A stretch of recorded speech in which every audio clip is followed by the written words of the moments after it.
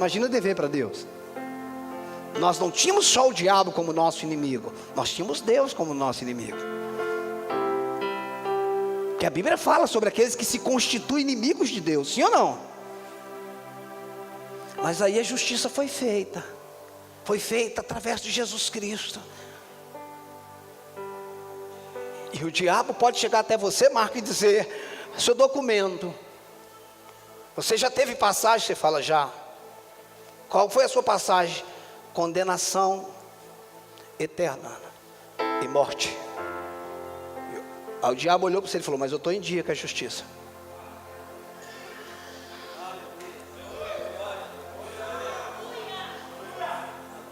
E o que um policial pode fazer contra alguém que está em dia com a justiça, Léo?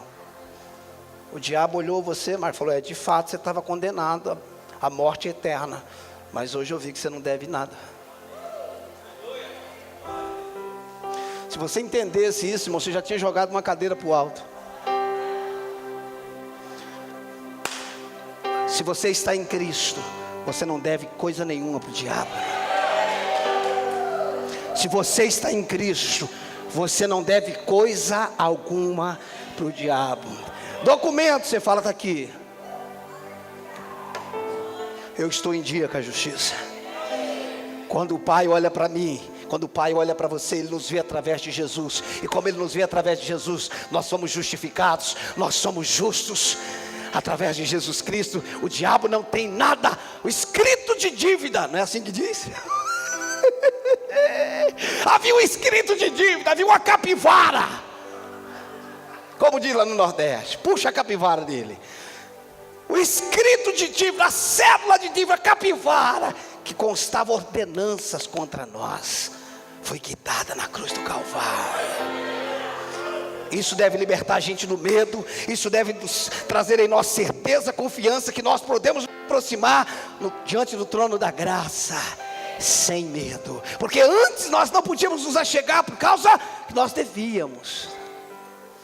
Então, quando você ouvir ou quiser falar que Deus é amor, mas é justiça, você fala: glória a Deus. A não ser que você queira falar de juízo, porque justiça e juízo são diferentes. O povo lá no Egito, Faraó, eles receberam a oportunidade de reconhecer Deus, sim ou não? Deus fez vários milagres e eles não reconheceram, aí veio o juízo. Ananias e Safira, eles não viveram justiça. Não é que a justiça foi feita, ali foi juízo. Mas o que Jesus fez sobre nós, o juízo foi sobre Ele, e a justiça foi feita em nós. Amém ou não? Que maravilha isso, irmãos, eu me sinto tão bem. Vamos lá, nós vamos falar um pouco sobre José, capítulo 39. Deixa eu te dar um contexto sobre José, um pouquinho só do contexto de José. Quando a gente fala de tipologias, tipos, né, de Cristo, José, no Antigo Testamento, é o tipo mais perfeito de Cristo, a semelhança mais perfeita. Quando fala de tipologia, tipos, né? Conhecimentos de tipos, ok? Então, José é o homem mais perfeito quando se fala em comparação, em tipo de Cristo. Por quê? Porque, primeiro, que a Bíblia não cita nenhum pecado de José. Amém? Isso não quer dizer que ele não era pecador. Todos, com exceção de Jesus, foram pecadores. Amém? Mas a Bíblia não cita nem um pecado de José. Segundo, José sofreu injustiças, claro que incomparável em relação a Jesus, mas ele foi fiel. Então, quando você fala de José, você não vai encontrar nenhum pecado sobre a vida dele. Isso não quer dizer que ele não tinha pecado. Isso não quer dizer que ele não tinha falha. Você está entendendo? Ele tem uns negócios na Bíblia que é complicado a gente entender. Por exemplo, o pastor Leonel estava falando aqui sobre Sara e Abraão, não é verdade? Falando sobre gravidez, sobre a promessa, não é? Quando você olha para Hebreus 11, você encontra Deus falando de um jeito de Sara, que lá em Gênesis está diferente. Sara creu. Irmãos, aqui para nós, só a gente aqui. Sara creu? Quando ela recebeu a notícia que ia ser mãe, ela creu ou não? Creu ou não, gente? Ela riu. Falou, Sara riu. Eu não ri não, falou, riu. Você riu. Tanto é que o nome de Isaac significa riso. Aí lá em Hebreus 11, está falando que ela creu. Deus está mentindo? Não. É que no processo de mudança, quando termina a sua história, Ele não fala de onde você errou.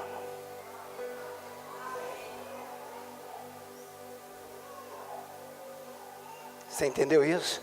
Deus, quando vai escrever sobre você no final, Ele conta da sua mudança e do que foi feito na sua vida, não do que você fez de errado. É por isso que a Bíblia diz que dos teus pecados eu não me lembrarei mais. Fala dos nossos pecados colocados no mar de esquecimento, lá em Miqueias, ok? Então assim, não pensa que você vai chegar no dia do juízo e aquilo que você fez antes de conhecer a Cristo vai ser trazido à tona, porque aquilo já foi apagado.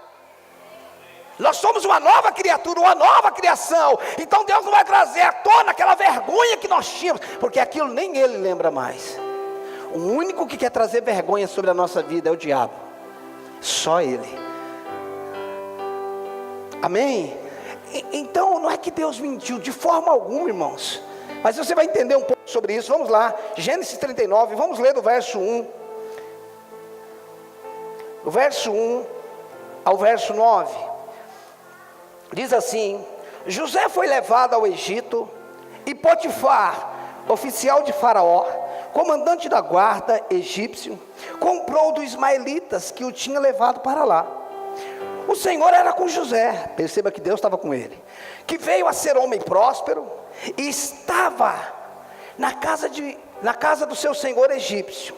Vendo Potifar que o Senhor era com ele, e que tudo que ele fazia, o Senhor prosperava em suas mãos, logrou José mercê perante ele, perante Potifar, a quem servia, e ele o pôs por mordomo da sua casa. Ele passou as mãos tudo que tinha, e desde que o fizera mordomo da sua casa, e sobre tudo que tinha, o Senhor o abençoou, a casa do egípcio, por amor de José.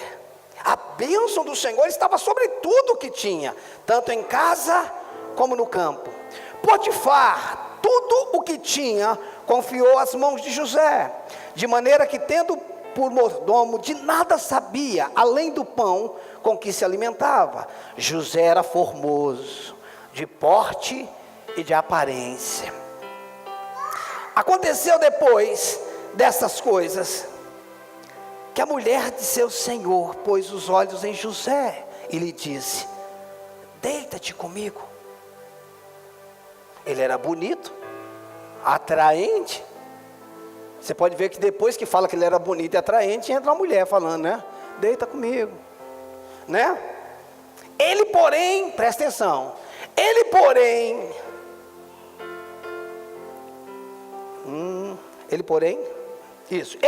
recusou, e disse à mulher do seu senhor: tem-me por mordomo meu senhor. Perceba que o senhor aqui está com letra minúscula, ele está falando de Potifar, ok? O meu senhor, e não sabe do que é em casa, pois tudo o que tem me passou ele as mãos. Ele não é maior do que eu nesta casa, em nenhuma coisa me vedou, senão a ti, pois é sua mulher. Presta atenção. Como, pois, cometeria eu tamanha maldade e pecado contra Deus? Quando nós olhamos daqui para lá, do tempo presente para o passado, aonde José viveu, é fácil a gente entender esse texto. Porém, vivendo no tempo dele, é totalmente antagônico. Eu vou te mostrar isso. É totalmente fora de contexto que José está falando. Presta atenção. José é um jovem com 16 anos aproximadamente, quando ele tem os seus sonhos, sim ou não? Ele teve os sonhos, ali ele descobriu o seu propósito. Ainda que ele não tinha clareza sobre o propósito, mas ele tinha um sonho, ele não entendia. O pai guardava tudo no coração.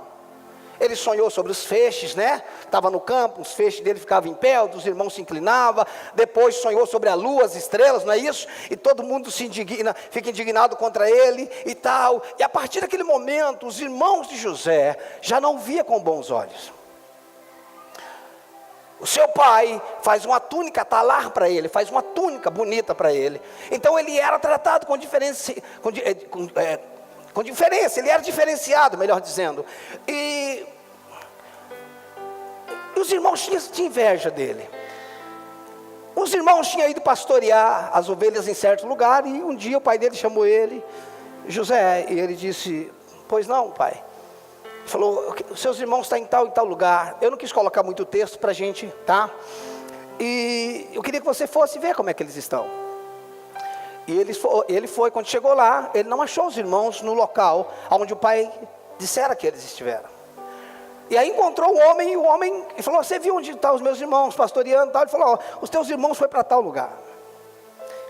E aí, ao invés dele voltar para casa, sem uma resposta, que não achou os irmãos no lugar onde o pai disse, ele não quer voltar para casa sem uma palavra exata para o pai, sem a notícia exata. E quando ele vai até os irmãos, eles encontram. Quando ele está vindo de longe, ao longe ainda, os irmãos dizem: lá vem o sonhador. E eles já fazem um plano e de novo vamos acabar com ele. Eu quero que você entenda, porque eu quero chegar nesse capítulo aqui. E quando ele chega, os irmãos dele, a primeira coisa que tira é a túnica dele, aquilo que identificava ele. E a ideia a princípio era matar, mas Rubens, um dos irmãos, disse: não vamos fazer isso, coloca ele na cisterna. Parece que o Rubens foi dar uma volta, foi fazer não sei o quê, e nesse inteirinho, enquanto o Rubens tinha saído, os ismaelitas estão vindo, e os irmãos dizem: não, vamos matar ele não, vamos ter um lucro com ele, vamos ganhar um dinheiro com eles. E aí eles vendem José por 20 moedas. Quando o Rubens chega, que vê que a cisterna está vazia, ele rasga suas vestes, fica desesperado. E aí, pelo que consta no texto, os irmãos contam para ele que venderam tal. Então assim, José começa a viver uma vida de injustiça. José começa a viver uma vida complicada. E pior do que viver uma vida complicada é não achar razão, motivo, por que está passando por aquilo. José está passando por algo que ele não tem culpa. Ele está passando por uma circunstância que ele não fez nada por isso. Os próprios irmãos dele arrancam a túnica dele, coloca ele numa cisterna. Ele estava lá ao mando do pai, debaixo de uma palavra do pai. Então é um camarada que ele não tinha feito nada de errado, ele nunca zombou dos irmãos, ele nunca quis ser nada maior do que os irmãos. Porém, os irmãos querem se livrar deles. E aí começa a injustiça. Ele é vendido. A vida de José, porque ele começa a reinar lá, a governar, a ser líder no Egito com 30 anos. Né? Isso também é uma tipologia de Cristo. E José é vendido, irmãos. Se não fosse o bastante ele ser vendido uma vez, os ismaelitas compraram ele para ganhar dinheiro em cima. E os ismaelitas vão lá e vendem ele para Potifar. Só que Potifar era um dos líderes de Faraó, fazia parte da liderança. Ou seja, de alguma forma, José está sendo colocado na trilha para onde ele precisava ir. É muito difícil, irmãos, quando as coisas na nossa vida estão acontecendo e a gente não sabe por que está acontecendo.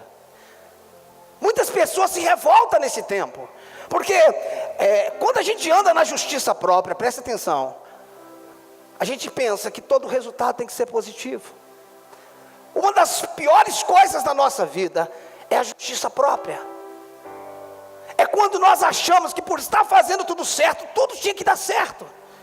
Só que o certo para nós muitas vezes é um resultado, e o certo para Deus é o seu destino. Quantos podem dizer amém?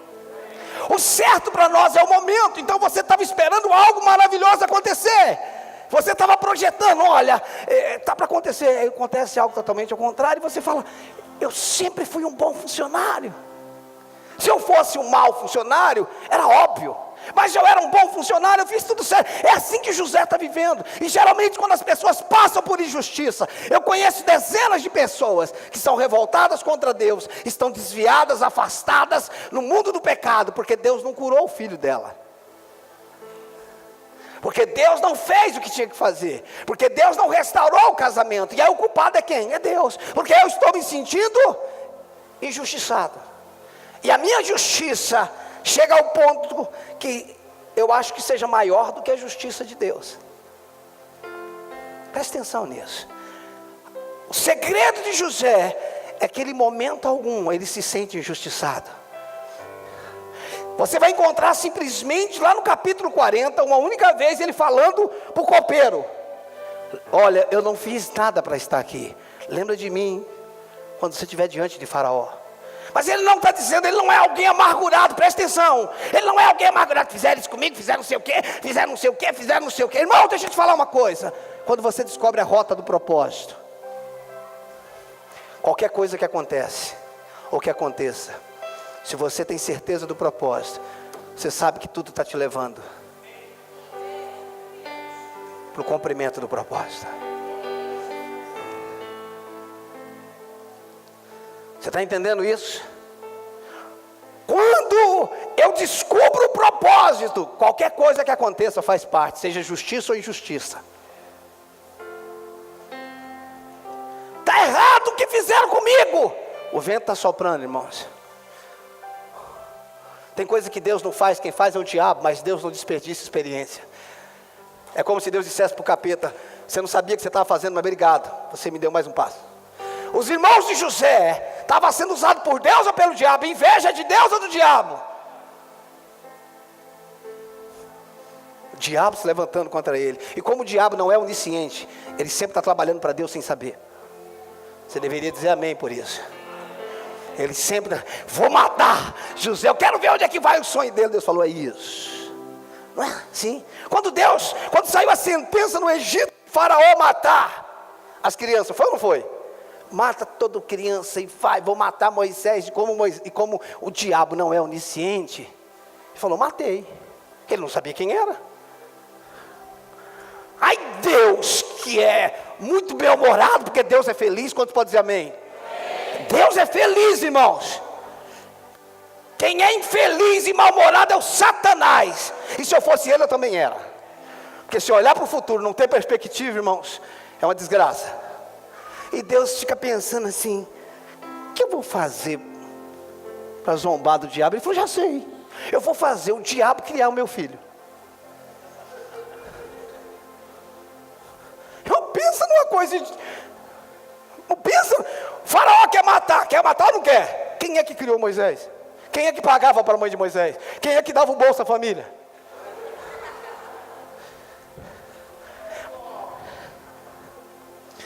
Presta atenção, irmão. O que eu tenho que estar dentro da vontade de Deus. Quando eu estou aí, capeta, fala o que você quiser. Eu vou terminar lá no meu destino.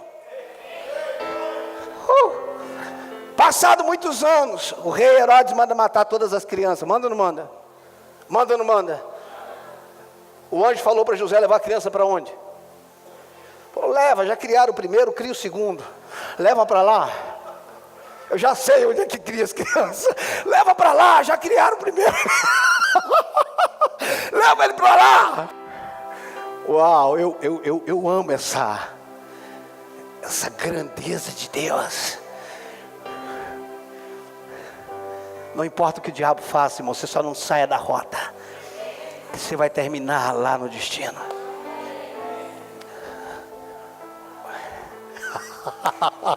Eu falo que Deus não é gente, cara. Aí, irmãos, presta atenção, que eu quero entrar no ápice da mensagem aqui. José agora está na casa de Potifar, e Deus estava com ele, irmãos. Deus estava com ele na cisterna, Deus estava com ele na casa de Potifar. Como é que é? Deus está comigo, as coisas não mudam. As coisas não mudam, irmãos, enquanto Deus não mudar a gente. Para Deus é muito mais importante mudar você do que a circunstância. Porque a circunstância é fácil para Ele mudar. Mas você e eu, Ele só pode mudar se a gente deixar. Não é difícil para Deus mudar a situação financeira.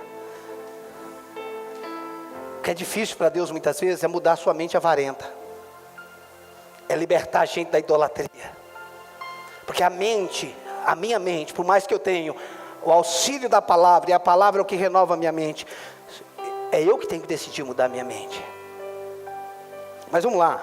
Agora José está na casa de Potifar, Deus está com ele, abençoando tudo. O cara está indo bem, irmão, se Deus falasse que estava comigo, eu como escravo na casa de alguém, falava, Deus, o senhor está de brincadeira comigo.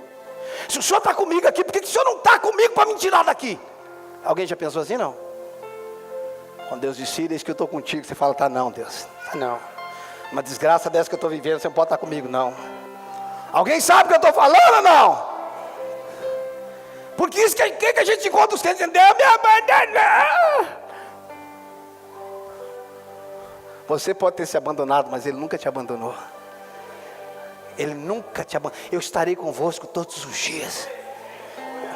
Não é a minha alma que determina isso, é a palavra que diz, e eu creio, e acabou. Eu não estou sentindo, mas Ele está. Por quê? Porque Ele falou. E agora José está lá, cara bonito, de aparência, não é eu que estou inventando, a Bíblia diz. A mulher de Potifar, não sei o nome dela, mas para mim é Potifar. A mulher de Potifar se encanta com ele. E ela começa a dar em cima dele, fala, olha, vem para a cama comigo. Vamos viver um romance. Irmãos, preste atenção. O que esse camarada tem a perder diante de tudo que ele está passando? Tem um ditado no mundo que já que está no inferno, dá um abraço no capeta. Tem gente que diz que besteira pouca é o quê? É bobagem, irmão. O cara começa, José tinha motivo de olhar para a vida dele e falar, fiz tudo certinho até hoje, sim ou não? Fiz tudo certinho até hoje, nada deu resultado. A desgraça que eu estou vivendo aqui. Eu vou ter um caso com essa mulher, eu vou me estabilizar aqui. Dava para ser assim ou não dá, irmão?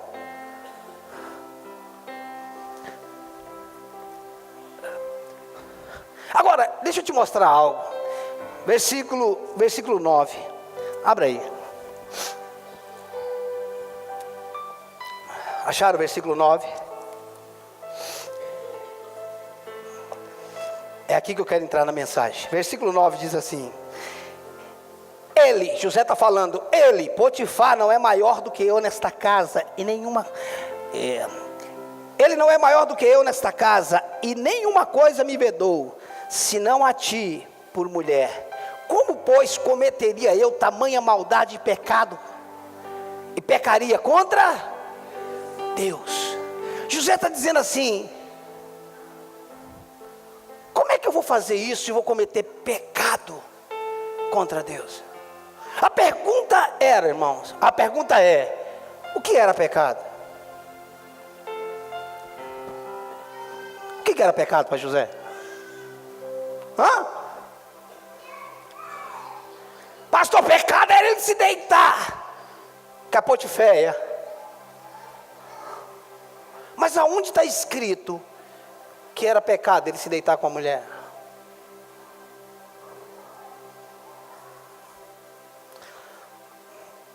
Vamos para Romanos capítulo 4, depois a gente vai voltar para cá.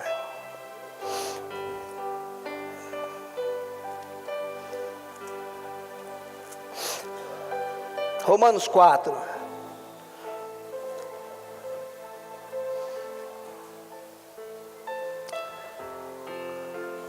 Nós precisamos entender o que é viver na graça.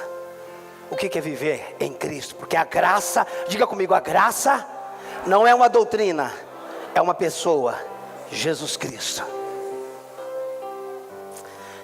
Romanos 4, verso 15. Olha o que é que diz. Porque a lei suscita ira, mas onde não há lei, também não há? A lei suscita ira, mas aonde não há lei, não tem transgressão. O que ele está dizendo, o que o apóstolo está dizendo, o que o apóstolo Paulo está dizendo é o seguinte: aonde não tem lei, não tem certo nem errado. Irmãos, aonde foi que foi dado os 10 mandamentos? Aonde, gente? Não, deserto não, gente, mas não, tem um monte. Como é que é o nome? No Sinai, ok? No Sinai. Antes do Sinai havia lei? Havia não? Tinha certo e errado? Tinha ou não? Por que José está falando que não pecaria contra Deus? Se não tinha certo e errado? Deixa eu fazer uma pergunta para vocês. Você já viu que Abraão mentiu? Mentiu ou não mentiu, Léo? Mentiu? Parece que Isaac também mentiu depois, parece também. Mentiu ou não mentiu? Você já viu Deus corrigindo ele? Não. Abraão, vem cá, você é mentiroso, rapaz, que vagabundice é essa? Você viu Deus corrigindo ele? Não. Como é que eu te corrijo de algo que eu nunca disse para você não farás? Eu não quero falar de Abraão, irmãos. Eu quero só dizer que nós entendamos isso, o que é graça. Como é que Deus vai dizer para Abraão, Abraão, não mente desse jeito não, cara. Mas Deus nunca falou para ele, é pecado mentir. Os 10 mandamentos é que determinam o que é certo e errado. Eu quero entender por que José está dizendo, como é que eu pecaria contra Deus? Por quê? Porque ele não tinha uma lei sobre ele. E pior, ele não tinha o espírito vivificado. Ele não tinha consciência, porque consciência é um atributo do espírito. Consciência só tem quem nasceu de novo. José não tinha consciência, por isso que quando surge a lei lá na frente, a lei é movida por regras, por pode e não pode. A lei trabalha de fora para dentro. O que me faz pensar é por que José está dizendo como é que eu pecaria contra Deus. Porque o que é pecado é desobedecer a Deus, sim ou não? É uma das terminologias sobre pecado. Mas e aí, irmãos? José tinha motivo para se revoltar? Tinha ou não? Baseado na injustiça? Sim ou não? Eu quero que você se identifique com isso, irmãos, que nós nos identifiquemos com isso. O que tinha de errado? Quem foi que disse para José? Potifar falou para ele, não deita com a minha mulher. Mas isso era uma lei, não? Porque senão ele falava assim, ó, ele terminaria o verso 9 lá de Gênesis dizendo assim, eu não vou fazer isso contra o meu Senhor. Ele está dizendo, como é que eu pecaria contra Deus? Romanos, você está aí? Capítulo 7, verso 8.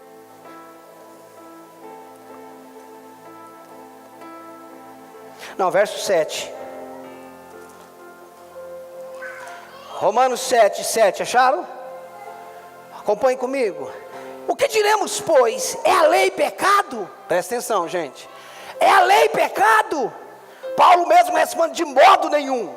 A lei não é pecado, irmãos. Mas eu não teria conhecido o pecado, senão por intermédio.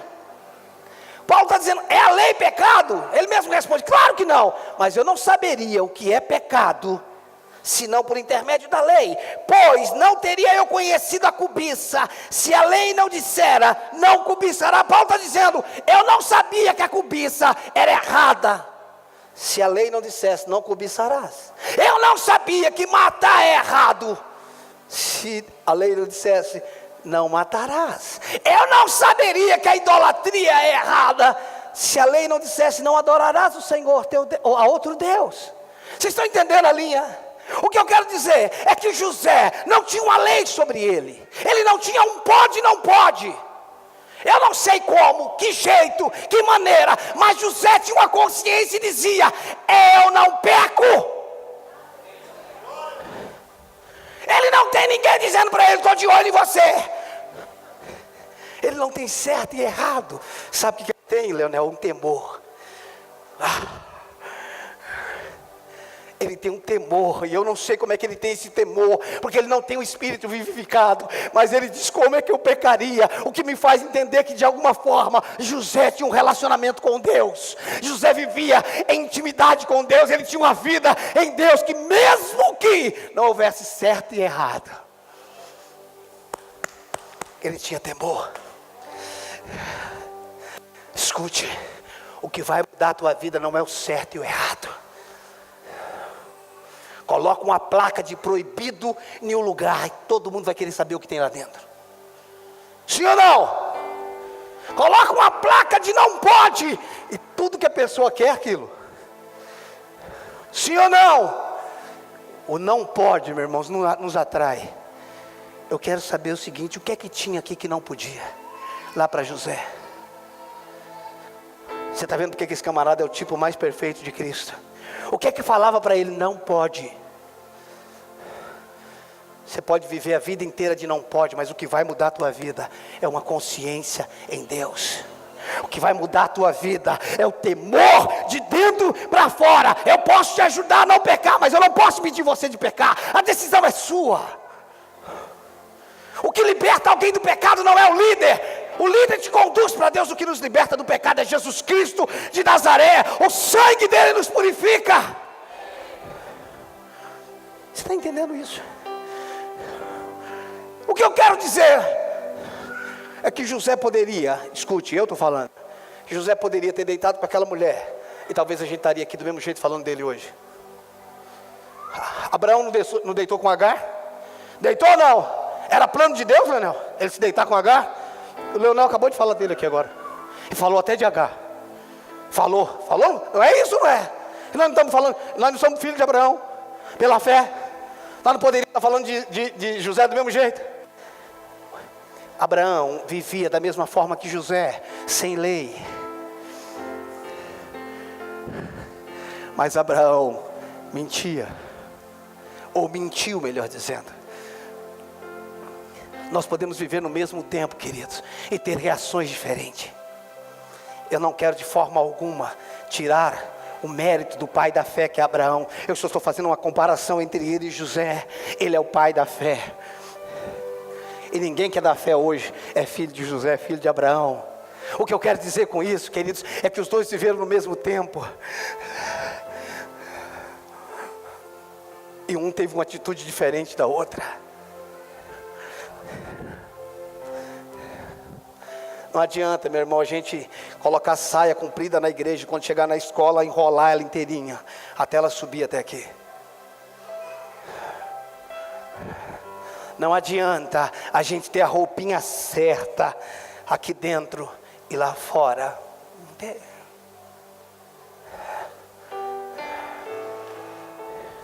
O que vai nos libertar não é o não pode ou pode. Ainda que a disciplina faz parte da nossa vida, ainda que a disciplina faz parte dos nossos filhos, ainda que o discipulado vai gerar disciplina, amém?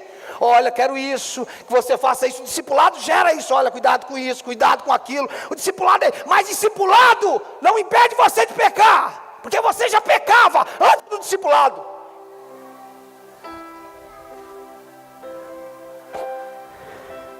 E no final de tudo, sabe quem é errado? O capeta, o meu líder, a igreja, o Satanás, menos eu. Porque se a culpa é minha, eu posso colocar em quem eu quiser. Agora deixa eu te falar uma coisa: o que transforma a vida não é transferência, é reconhecimento.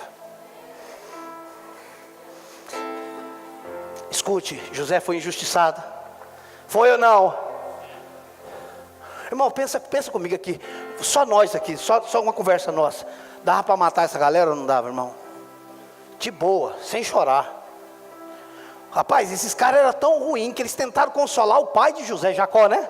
Tentaram consolar, pegaram um animal, mataram, derramaram sangue sobre a roupa do animal, chegaram em casa e falaram: reconhece isso, é do teu filho? Ah, irmão, tá de brincadeira.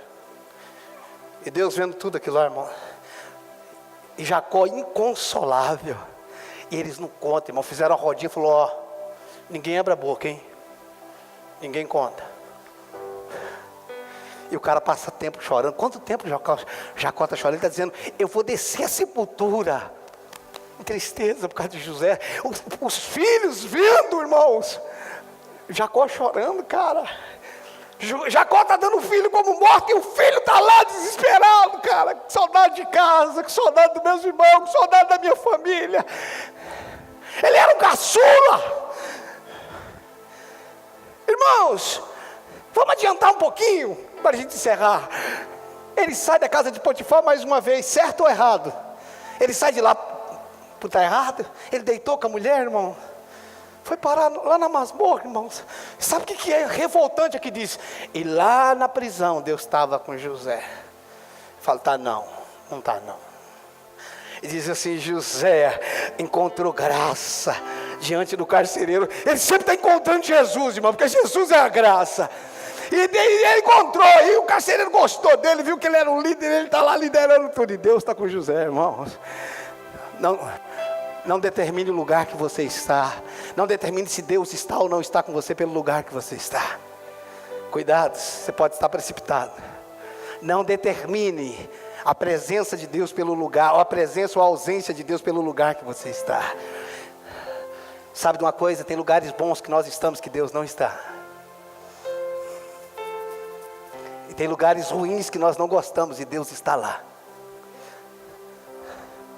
Às vezes nós só encontramos Deus dentro da fornalha, cara. Às vezes nós só encontramos um livramento dentro da cova. O problema é que a gente não quer nem entrar na cova, irmãos. É isso que a gente precisa entender, que a fé, ela nem sempre livra, mas sempre guarda. A fé não vai te livrar, mas vai te guardar. E agora José está lá, irmãos. Quando ele encontra um cara que pode ser uma ponte para ele, agora arrumei um cartucho firme na multinacional, o cara vai arrumar um negócio para mim lá. É questão de dia. Ai, cara, Deus usa pessoas, irmãos, mas não mude a sua confiança de foco. Muitos confiam em carro, os outros em cavalo, mas nós faremos menção do nome poderoso do Senhor. Deus pode usar pessoas para mudar a sua vida, mas é Ele que muda. Deus pode usar pessoas para abrir a porta, mas é Ele que abre. Você está entendendo? Não coloque confiança nisso, coloque a confiança nele. É Ele. Arrumei um cartucho bom, o cara é chefe da empresa. Rapaz, o cara entregava o copo na mão do faraó. Diz que ele se esqueceu de José. Irmão, como é que você esquece alguém que te dá um sonho que mudou a tua vida? Se isso não é o capeta, irmão, ingratidão é Deus purinho. Parece que eu estou vendo Deus falando para o copeiro: esquece, esquece, esquece, esquece. E chegou lá. Deus estava trabalhando em José. A injustiça estava grande, irmãos. Mas toda injustiça, ele trabalhava para o chefe do faraó. Agora ele está preso aonde? Aonde estão os presos do rei. Você está vendo que as coisas ruins estão levando ele para coisa boa? Você está vendo que as coisas ruins estão levando ele para o propósito dele?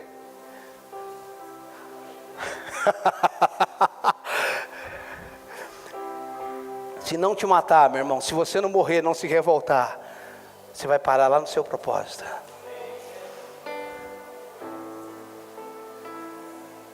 Você sabia que no meio de uma crise dessa tem gente que abriu um negócio e está ganhando dinheiro?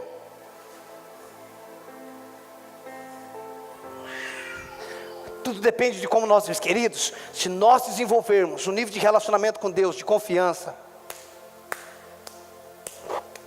Eu sei em quem eu tenho crido, Ele é poderoso para guardar o meu depósito. Eu sei que Ele é fiel, Ele não se esqueceu de mim. Eu sei, Ele é fiel, passará os céus e a terra, mas a sua palavra não vai passar. É nesse lugar que nós precisamos estar. Não importa o que aconteça, vai estar piorando, mas eu estou na sua palavra. Eu vou permanecer firme, porque desde a antiguidade ainda não se viu, ainda não se ouviu um Deus que trabalha para aqueles que nele esperam. Não saia da rota, não desbande no pecado. Já que nada dá certo, irmãos, é que certo para você e para mim é resultado, para Deus é confiança. Fica aí, eu estou te arrastando. O diabo diz: estou acabando com esse menino, eu vou fazer dele um revoltado, alguém ferido, magoado, eu vou acabar com ele. Deus falou: isso mesmo, vai lá, cachorro, pega. Pega, capeta, eu duvido você pegar José. Chegou um dia que Deus permitiu um sonho para Faraó, sim ou não? Porque foi Deus que deu aquele sonho para ele. Deu 2 sonhos, na verdade, na mesma noite. 7 espigas magras, 7 espigas bonitas, 7 vacas magras, feias, 7 vacas gordas, as feias comiam. Enfim, o alvo não é o sonho, mas o Faraó acordou atribuladinho. E tenta chamar os caras e ninguém resolve. Na hora, Deus toca de novo na cabeça do copeiro. Na hora que ele veio trazer uma taça de vinho, então ele falou: Faraó do céu, Jesus, dos meus pecados, eu me lembro agora. O faraó falou, o que foi, rapaz? Ele falou, rapaz, lembra quando a gente estava lá, eu e o padeiro que você mandou enforcar? O faraó falou, lembro. Ele falou, pois é, rapaz, tem um cara lá. Pensa num cara bom, de revelamento. O faraó falou, ele falou, ele interpretou meu sonho, aconteceu certinho. Ele interpretou lá do padeiro, o padeiro morreu em 3 dias, o que ele falou aconteceu. O faraó falou, manda chamar ele. Quando chega lá, José, como se fosse um dia comum, mais um dia que ele ia tomar conta do presídio. Ele falou, José, o faraó está mandando te chamar. Bora. Ele falou, não, bora não. Deixa eu ali tomar um banho, fazer a barba. Fez a barba, se arrumou e falou, não, tem que ir. É uma entrevista de trabalho.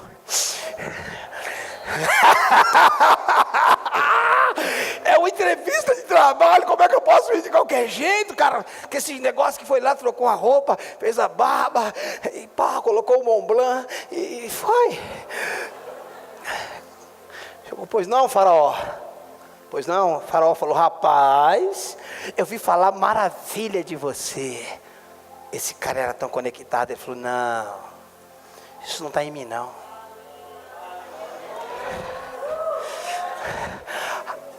Os dias ruins, os meses ruins, os anos ruins, não levou ele ao ceticismo, às crises, não trouxe mérito para ele. Ele disse, isso não está em mim, isso está em Deus. Pode me contar o sonho, que Deus tem interpretação para isso. Irmãos, como eu gosto de gente assim. Você está entendendo que o amor de Deus é para todos, mas o propósito é sobre aqueles que não desistem, não voltam atrás. Escute, Deus faz promessa para criança, irmão, mas só usa adulto. Deus dá herança para a criança, mas não dá direito à posse para ele enquanto ele não amadurece. O céu está te dizendo, filhos e filhas, tudo que é meu é teu. Eu só preciso que você amadureça, para que o que eu tenho não tire você de mim. Irmãos, esse José ensina tanto para a gente, irmãos. Ele ensina como é que fica dentro de um propósito. Ele ensina como é que sofre, irmão. Ele ensina como é que não se revolta contra Deus. Ele ensina como é que vive livre de regras. Todas as coisas me são lícitas, mas nem tudo me convém. Todas as coisas me são lícitas, mas eu não me deixarei dominar por nenhuma delas. Santidade não é uma regra. Santidade é a vida de Cristo dentro de você. Deixa eu te tentar explicar uma coisa. Uma coisa é santidade, outra coisa é santificação. Amém? Quando Paulo diz aos santos de Éfeso, e Paulo também está falando sobre santificação. Pastor, nós somos santos ou estamos sendo santificados? Nós somos santos ou estamos sendo santificados? Nós somos santos, porque nós nascemos de novo e temos a natureza de Deus. Mas nós estamos sendo santificados. Nós somos santos na nossa natureza, estamos sendo santificados na nossa maneira de viver, na nossa maneira de agir, mas a nossa natureza já é a natureza de Deus. Amém? Por isso nós somos santos e estamos sendo santificados. O Espírito Santo está trabalhando em nós, adornando a nossa vida, mas você é santo em Deus. Se você nasceu de novo, essa é a sua natureza. Porque a Bíblia diz em 1 Coríntios 6,17 que aquele que se une ao Senhor é um espírito com Ele. A Bíblia diz em 1 João 4,17 que assim como Ele é, nós somos deste mundo. Então nós somos santos, mas estamos sendo santificados. A nossa natureza é santa, mas a santificação está trabalhando na nossa vida. E santificação não é você que produz, é o Espírito de Deus que produz em nós. Santificação não é ações, são resposta. O que me faz ser santo não é a minha iniciativa. O que revela a santidade é a resposta que eu dou. José vivia num tempo onde não tinha certo e errado, se assim podemos dizer, e ele não pecou. Agora eu não estou fazendo mais isso porque eu estou indo para a igreja. Isso não é o cristianismo, irmãos. Agora eu tenho que fazer tudo certinho. Jesus não veio para quem fazia tudo certinho. Ele não veio para os sãos, ele veio para os doentes. Os fariseus que faziam tudo certinho, Jesus questionou eles. Você sabe por que nós estamos falhando? Porque nós estamos tentando ser santo. E santidade não é uma tentativa, é um fruto.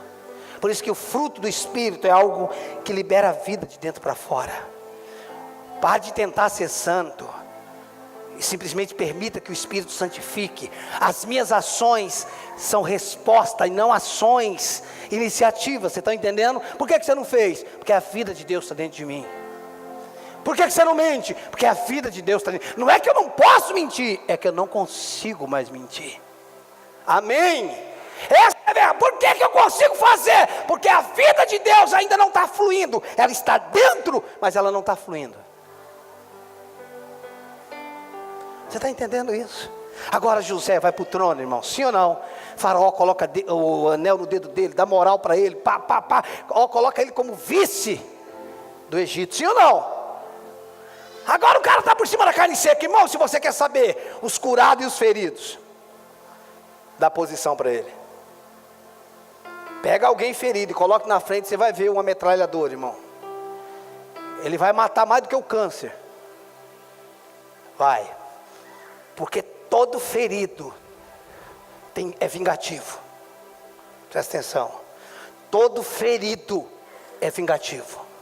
Toda pessoa que se deixa ser ferida.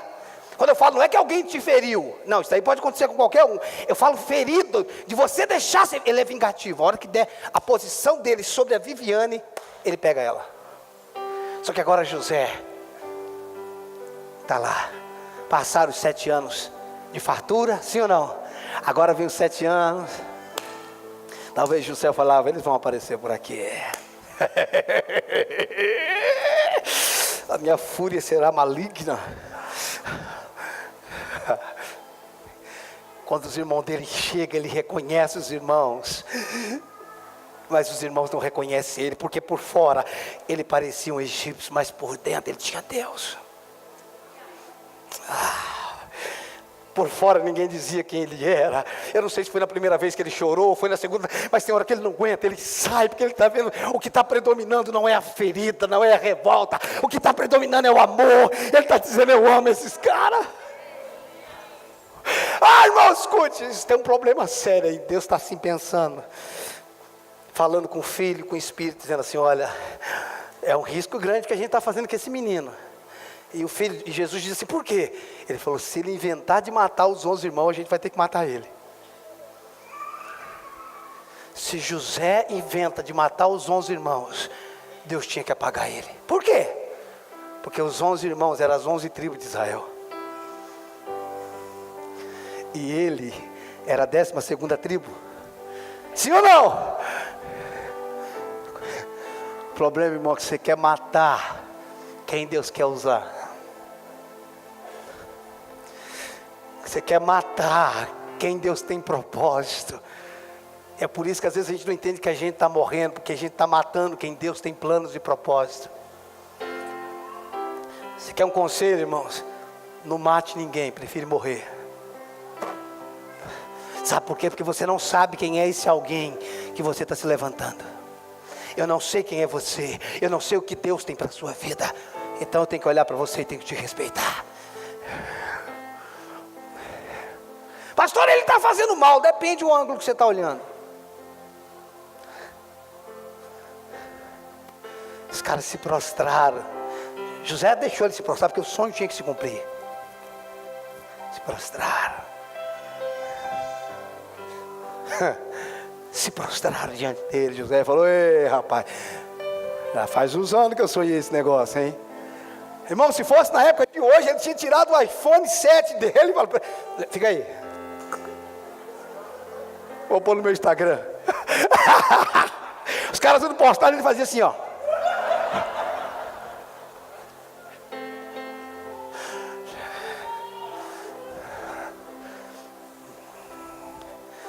Irmãos, como Deus é maravilhoso, cara.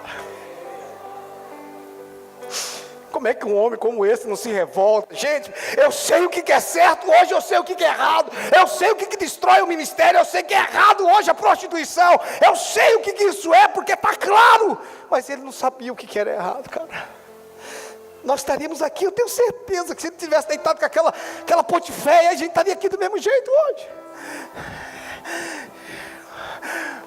Mas o cara tinha um temor a Deus. Você sabe o que é que vai salvar essa geração? Não são as regras, são o temor a Deus. O nosso encontro diário com o Senhor, o nosso relacionamento com Deus vai gerar em nós temor, e você vai dizer: não, Marco, o negócio aqui é particular, ninguém vai saber o esquema. Você pega a carga, leva lá, cara, ninguém vai saber. O Marco fala: não, cara, não dá.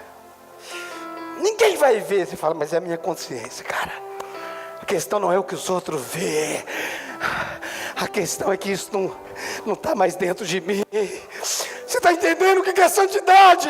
Isso não se gera com cartilha. Isso se gera com relacionamento, com vida com Deus. A vida pura, santa, imaculada de Jesus fluindo na nossa vida.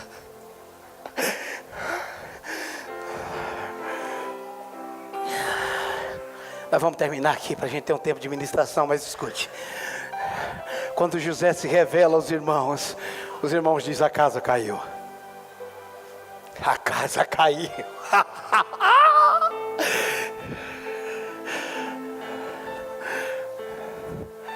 José diz assim: fique tranquilo. Olha, irmãos, olha a frase de um homem curado, de uma mulher curada. O mal que vocês intentaram contra mim, ele não chama o mal de bem, ele reconhece que foi mal. O mal que vocês intentaram contra mim, Deus transformou em bem. Uau! Sabe o que José está dizendo? Você pode fazer o que vocês quiserem, o que vai prevalecer é a vontade dele.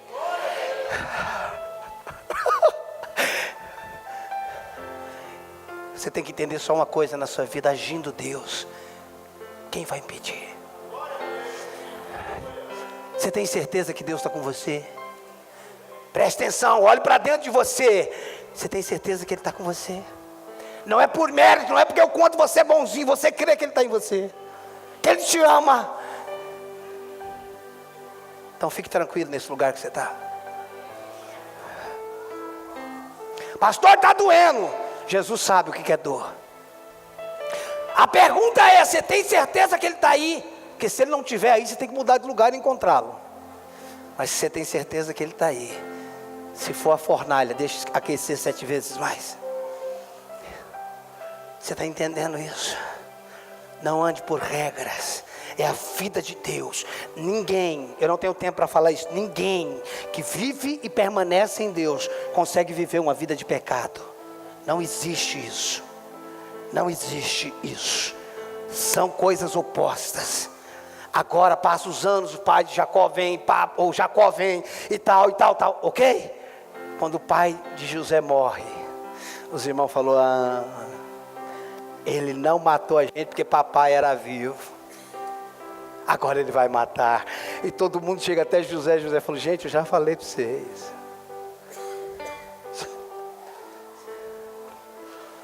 Você sabe por que muitos de nós não conseguimos chegar no nosso propósito? Porque nós nos ferimos no meio. Porque nós estamos ofendidos com pessoas. Porque nós estamos presos às emoções. Nós somos cativos das nossas emoções. Muita gente dentro da igreja, irmãos, presos por uma revolta, por uma injustiça.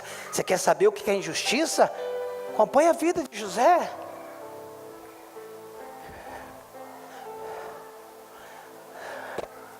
É isso que nós precisamos entender, queridos. É isso que nós podemos tirar várias lições dessa mensagem de hoje. Primeiro, não são as regras que me faz pararem de pecar. Não é o pode e não pode. É a consciência e a vida de Deus que está dentro de mim.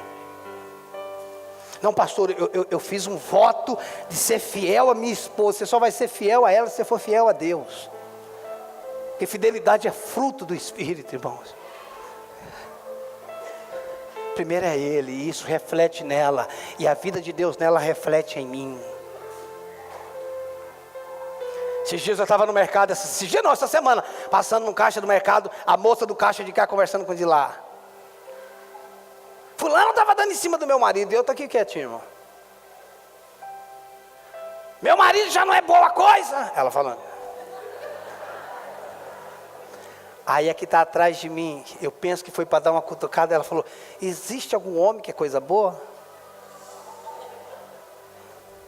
Eu estava quieto até aquela hora, irmão. Falei: tem, você está olhando para um. Ela falou: eu estou casado com a mesma esposa há 22 anos, voltaria atrás e casaria com a mesma mulher. Aí a outra falou: mas você não olha para mulher nenhuma. Eu falei: só se eu não fosse cego. Tem 2 olhares, filha. O primeiro olhar é comum, o segundo é cobiça. É você que decide como você vai olhar. Boa tarde para vocês. Eu gosto muito daquele finalzinho do comercial da Parmalat. Tomou? Você está entendendo isso? Não faça de uma mentira uma doutrina. Não faça de uma circunstância a sua vida. Não faça de uma situação a sua verdade. Verdade é o que Deus diz. Pastor, eu passei fome, fui abusado, fui abandonado. Ok, você tem um pai que te ama, que quer mudar a tua vida. Ninguém me ama porque você nunca deixou ele tocar em você. O amor de Deus é imensurável. Muitos de nós temos feito coisas na nossa vida que são fruto de revoltas. Muitos de nós estamos revoltados. Eu com 14 anos, eu era revoltado contra Deus pela família que eu vivia. Por minha mãe ser uma espírita, pelo meu pai ser um alcoólatra, por eu não ter o que comer em casa. Nós podemos, eu sem conhecer a Deus, eu dizia: Deus não existe. Se Ele existisse, Ele não tinha deixado eu nascer na casa que eu nasci. Você está entendendo? Deus não deixa de existir porque você deixa de crer nele. Mas Ele só pode fazer uma obra na sua vida quando você diz: I believe, eu creio. Quando você decide crer. Quando você decide assumir esse lugar e dizer: Senhor, eu não te conheço, eu não te entendo, mas eu decido crer que o Senhor me ama. Eu estou cansado de igrejinhas com regras. Eu estou cansado, por quê, queridos? Porque a religião, ela muda o exterior, mas ela não muda o interior. Os músicos podem subir, por favor. O que muda a nossa vida, se você entrar aqui e não começar a ter uma vida com Deus, de oração, com a palavra, você não vai conseguir. Não é que você não vai conseguir, é que o Espírito não tem liberdade para transformar a sua vida. Mas se você decidir ter um tempo com Ele todos os dias, se você decidir ter uma vida de oração, uma vida com a palavra, se você está começando agora, começa ali com 1 João, 2 João, 3 João, começa ali com Mateus, começa uma vida nova. Deixa o Espírito Santo trabalhar na sua vida. A partir do momento que você reconhece que Jesus morreu na cruz do Calvário por você, que Ele foi a substituição daquela morte, naquela cruz, o Espírito Santo entra dentro de você. E Ele começa a trabalhar. À medida que nós damos espaço para Ele agir na nossa vida. E isso eu posso, pastor, isso eu estou falando para os novos, né? Mas também para os velhos. Muitos de nós temos o Espírito dentro de nós, mas não temos dado liberdade para o Espírito agir em nós. Não temos deixado o Espírito trabalhar na nossa vida. E aí, queridos, nós ficamos ancorados, estagnados no mesmo lugar, ano a ano, sem uma mudança de vida. Deixa eu te falar uma coisa. Quanto mais relacionamento nós temos com Ele, mais difícil fica para a gente pecar. Quanto mais a presença dEle é real nas nossas vidas, mais temor nós temos. Você está entendendo isso? Nós temos temores em pensamento. Nós começamos a temer sobre olhares. Nós começamos a temer sobre abrir a boca e falar de alguém. Por quê? Porque a vida de Deus está em nós. A realidade dos céus está em nós. Que homem lindo, irmãos. Que figura perfeita é esse José. Teve tudo para ficar revoltado, teve oportunidade para cumprir a justiça, mas ele conseguiu enxergar que o mal que intentaram, Deus transformou em bem.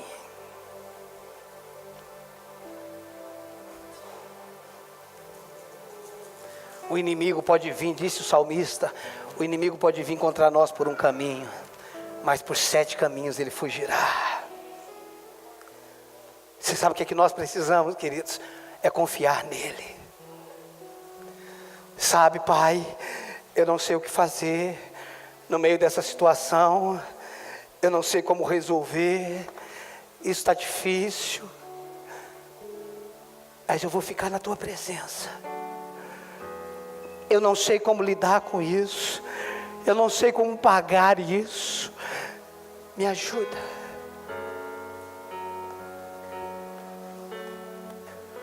Ele é seu pai.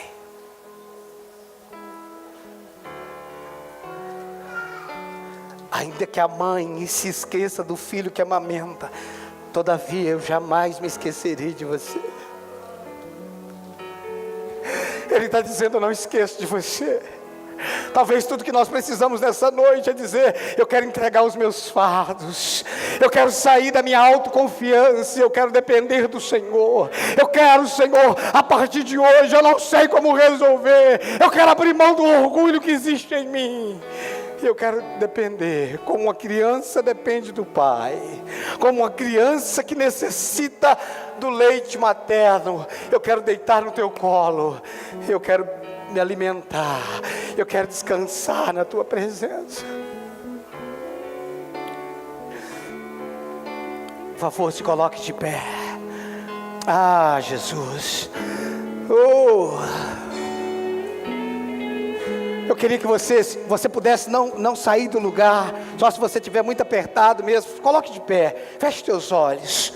Há uma graça de Deus neste lugar, há uma noite de cura neste lugar, há uma noite de mudança neste lugar. O Espírito Santo quer tocar pessoas. Talvez você entrou aqui revoltado, nessa noite Deus está curando você e dizendo: eu estou te trazendo para a rota. Você está preocupado com a sua vida, com o seu tempo? Ouça o que Deus te diz: eu sou dono da sua vida, eu cuido de você. Você está com pressa com coisas que eu ainda não estou, porque quando chegar a hora, eu farei isso mudar, diz o Senhor.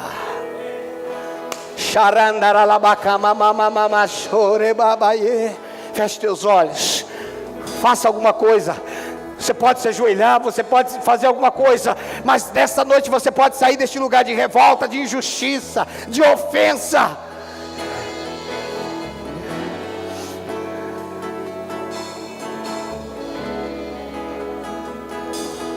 Meu orgulho me tirou do jardim, a humildade colocou o jardim em mim. Se eu vender tudo que tenho, em troca do amor eu falharia. Feche teus olhos, deixa Deus tocar em você. pois o amor não se compra, nem se merece.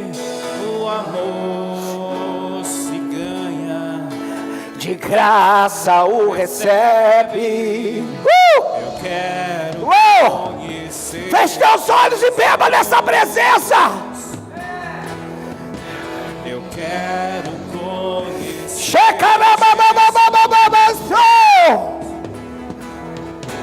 Eu quero conhecer Jesus. Eu quero conhecer Jesus. Meu orgulho me Feche teus olhos, ore, cante, faça alguma coisa, mas abra o teu coração para Deus. a humildade Te colocou o jardim em mim. Se eu vender tudo que eu tenho, em troca do amor eu falharia.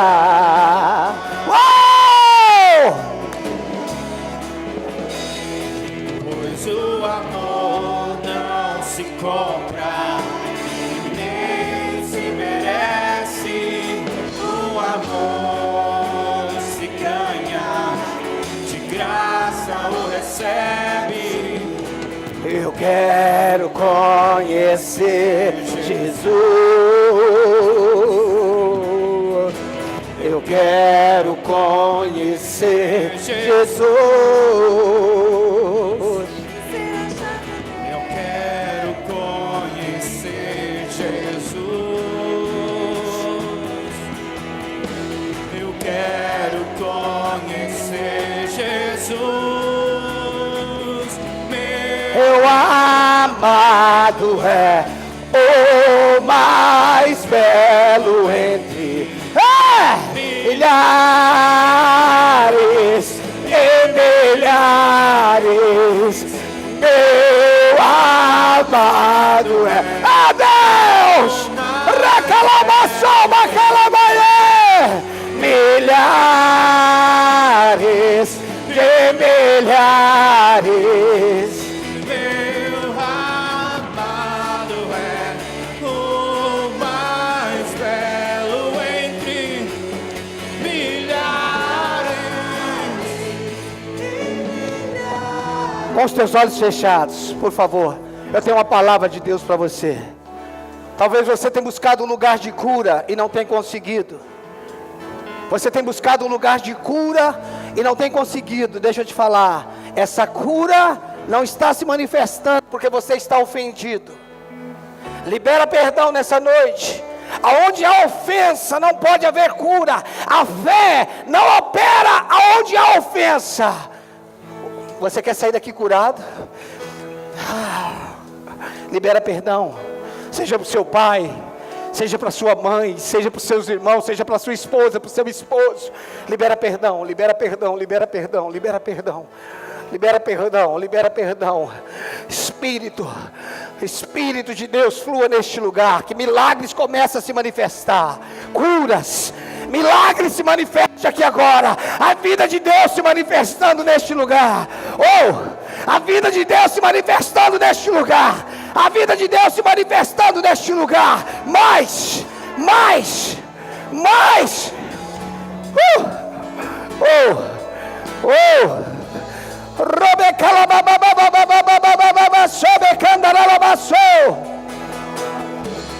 Quero conhecer Jesus. Eu quero conhecer Jesus. Eu quero conhecer Jesus. Eu quero conhecer Jesus. Meu amado é o mais belo entre milhares e milhares. Meu amado é o mais belo entre milhares e milhares.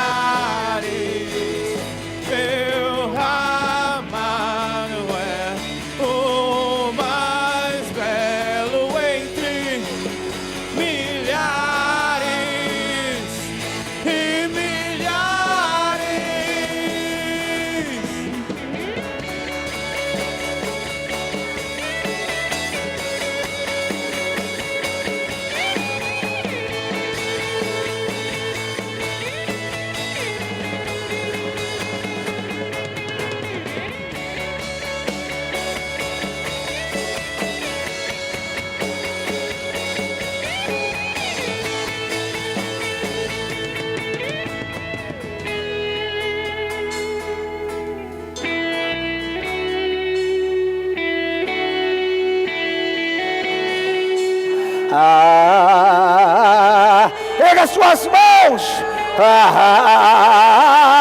Diga Yeshua.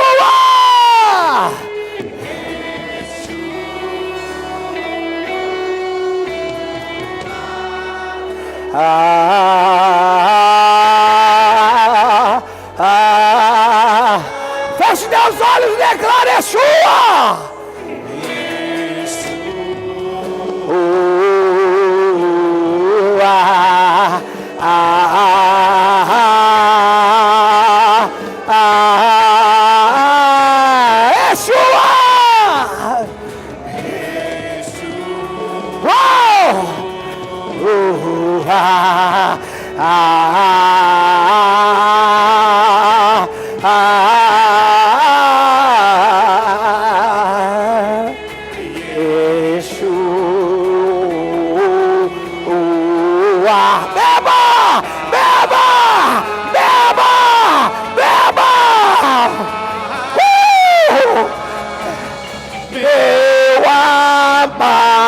É o mais belo entre milhares.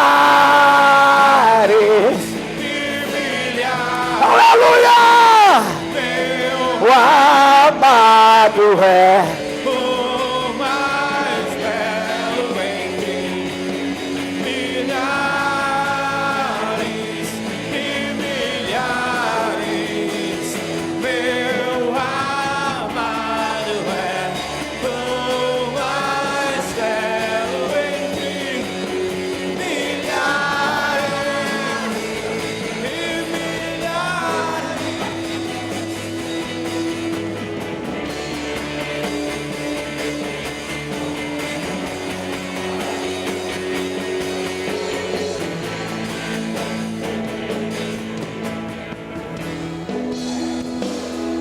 teus olhos fechados.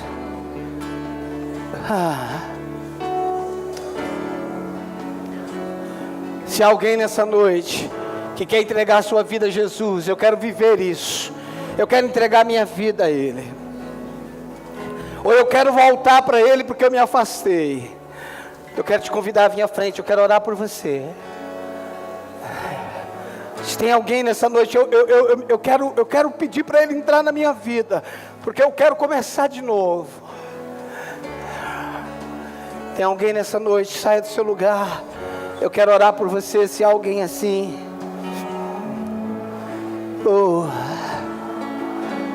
deixa a vida fluir, deixa a vida fluir. Jesus, eu te amo. Eu te amo, eu te amo, eu te amo.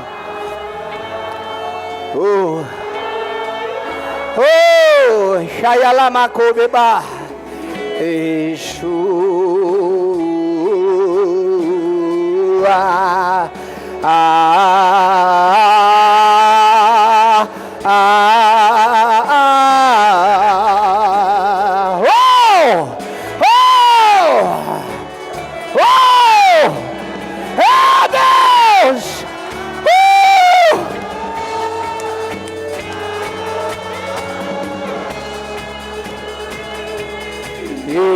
Yeshua.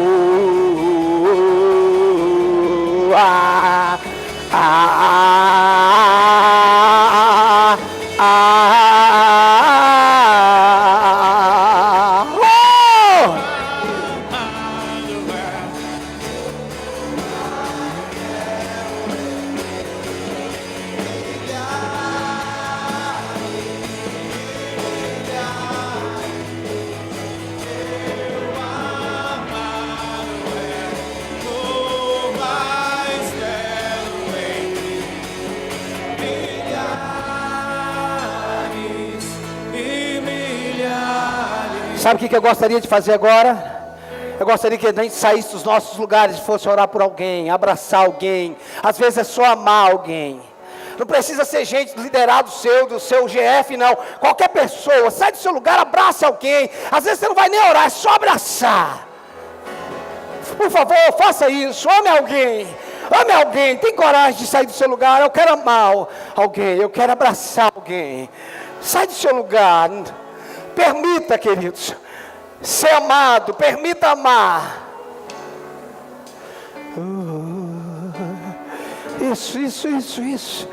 Isso. Oh, haha. Checa e alabacobe, cabababandore e alabaçou. Sai do seu lugar, por favor. Vá abraçar alguém. Abraça alguém. Oh, yeah.